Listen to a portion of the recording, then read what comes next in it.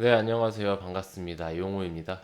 현재 이제 주식 시장이 굉장히 좋지가 않은데, 이것에 대한 우선 제 생각 좀 정리해서 말씀을 드리고, 우리 회원님들 좀 많이 걱정이 되실 것 같아서, 이제 오늘 1부와 2부로 나누어서 우선 1부에는 시장 중심적으로 좀 말씀을 드리고요.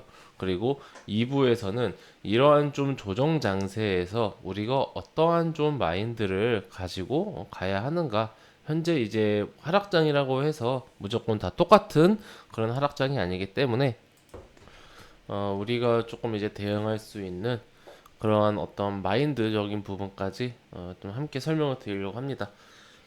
우선 현재 시장 자체는 사실은 좀 많이 하락을 했다라고 하는데, 코스피 기준으로 놓고 보면요, 8월 달 조정하고 거의 흡사합니다. 오늘까지만 놓고 봤을 때 8월 달에 하나, 둘, 셋, 넷, 다섯, 5거래일 동안 최고점 2458을 이제 찍고 내려갔다가 거의 뭐 한 달 가까운 시간 동안 약 전고점 그 부분까지 쌍봉을 만들고, 그리고 나서 다시 한번 좀 떨어지는 거거든요. 근데 이제 하나, 둘, 셋, 넷, 다, 하나, 둘, 셋, 넷, 다, 일곱, 한 6, 7 정도.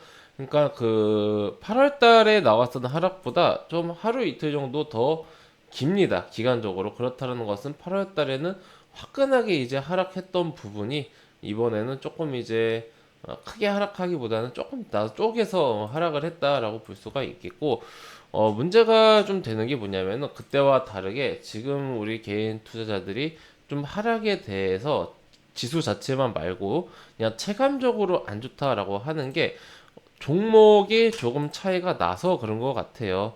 어, 우선 그 삼성전자와 같은 이런 반도체 초대형주들이 8월 달에 좀 이제 하락을 부르는 그런 좀 주범이었거든요. 종목 잠깐 보시면은 삼성전자가 이제 그 8월 달에는 초반부터 좀 안 좋다가 7월 달 고점을 찍고 초도 안 좋았다가 반등도 약했고요. 하락이 컸어요. 그래서 이제 삼성전자 주주님들에게는 굉장히 이제 힘들었던 그러한 좀 이제 구간이었는데, 그 이후로 삼성전자가 오히려 시장을 끌면서 상승을 시켰죠. 그러면서 지수가 오른 거예요. 회원님들 삼성전자가 우선주하고 함께 차지하고 있는 비율이 약 25% 정도 됩니다. 코스피에서. 보시면은 삼성전자가 21.5죠. 그리고 삼성전자 우가 2.58. 합치면은 뭐 25%가 조금 안 되네요. 한 24% 정도.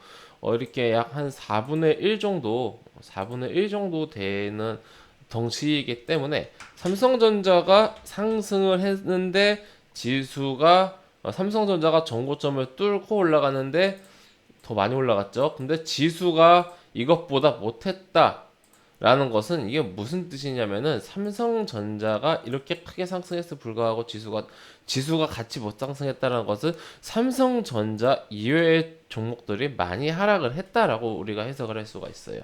회원님들.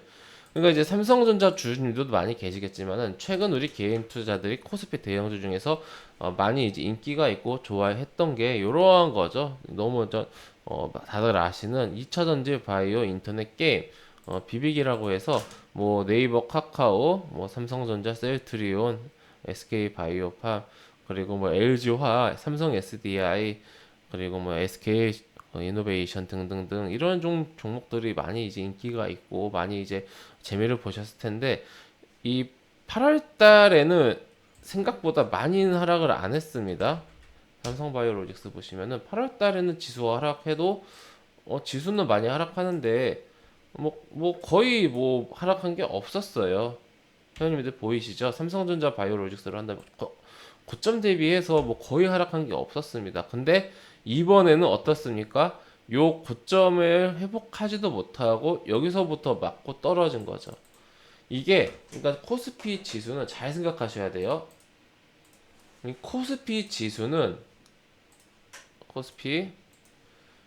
이렇게 모양이 고점 하락 지지 고점 쌍봉 하락, 요 저점이 비슷한데 8월 달하고 비슷한데 왜 이렇게 힘들까라고 이렇게 지수만 놓고 보면 우리가 안 되는 게, 우리가 어떠한 종목들을 보고 있고 어떠한 종목을 매매를 하고 있는가에 따라서 다릅니다. 그러니까 제가 왜 이 바이오 얘기했냐면은, 이 비빅이 굉장히 이 코로나 이후에 많이 오르지 않았습니까? 주도주에서, 시장 주도주 코스피에서, 코스피 시장 주도주였기 때문에 여기에 관심도가 굉장히 높아요, 개인 투자자들이.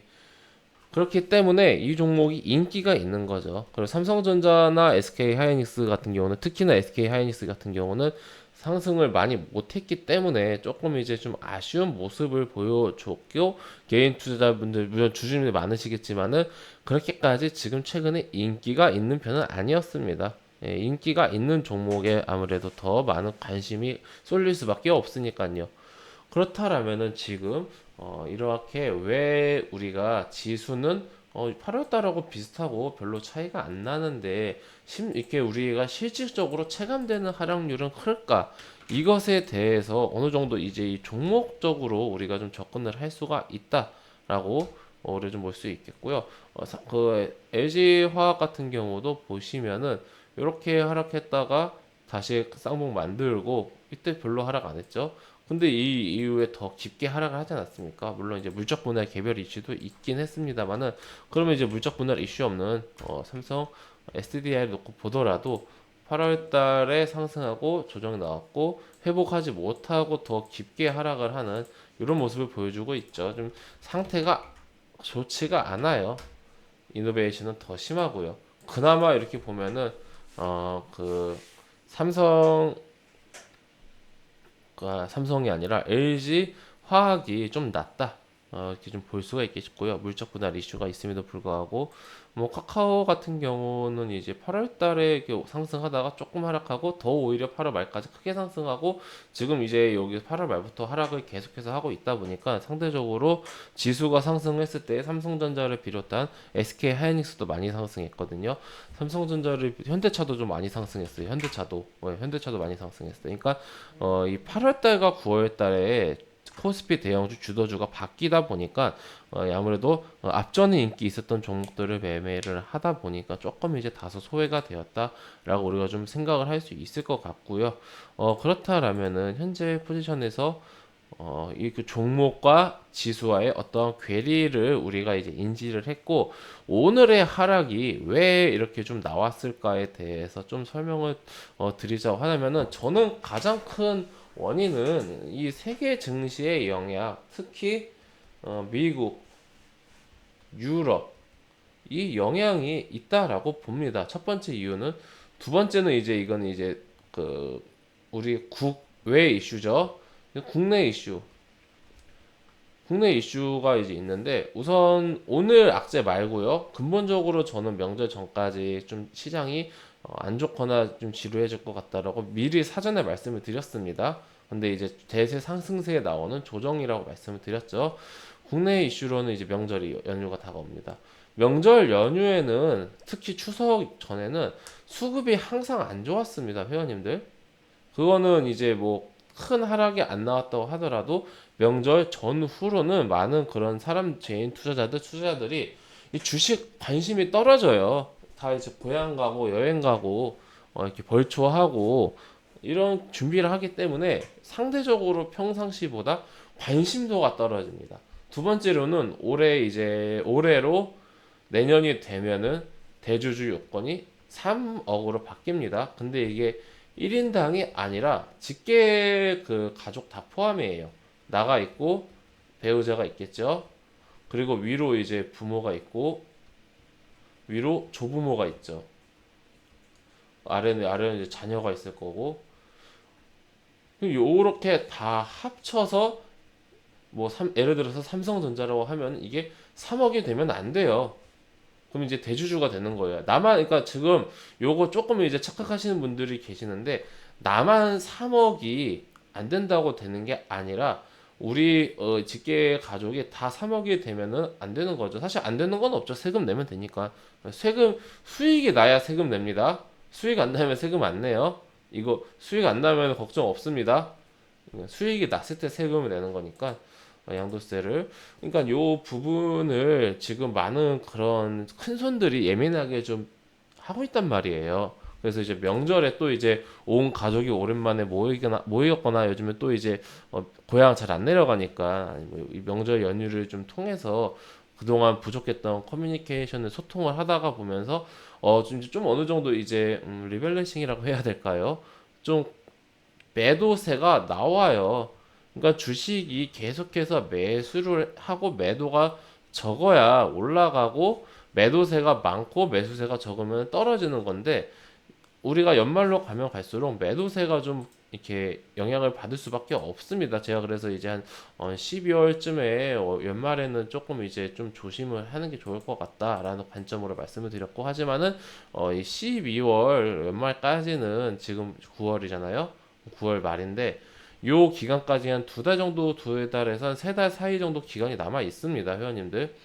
여기서 두 달에서 세 달 정도 기간이 남아 있기 때문에 요 때까지는 지금은 이 6개월 동안 나오던 큰 상승에서 나오는 이런 좀 일시적인 조정이고 다시 한번 이런 좀 상승이 나오고 물론 쌍봉이 될 수도 있고 정고점 돌파할 수도 있고 좀 다소 좀 부족할 수도 있지만은 어쨌든 저는 이게 막 이렇게 다시 이렇게 N자형 이렇게 하락으로 만드는 그런 대세하락종의 전환으로는 보지 않는다라고 계속해서 설명드렸고 마찬가지로 그렇게 설명드리고 있습니다.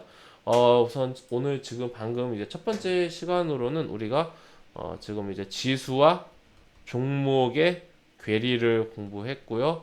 두 번째로는 국내 이슈, 국내 악재 이거에 대해서 좀 공부를 했습니다. 지금 계획보다 좀 말이 길어졌나 보네요. 시간이 금방금방 끝나네요. 바로 이제 2부에서 이제 또 이제 좀 국외 이슈와 그 밖에 이슈를 좀 이제 이거 국내죠. 좀 이거는 약간 이제 조금 이제 크게 이거는 이제 오늘 살펴보도록 하겠습니다. 네.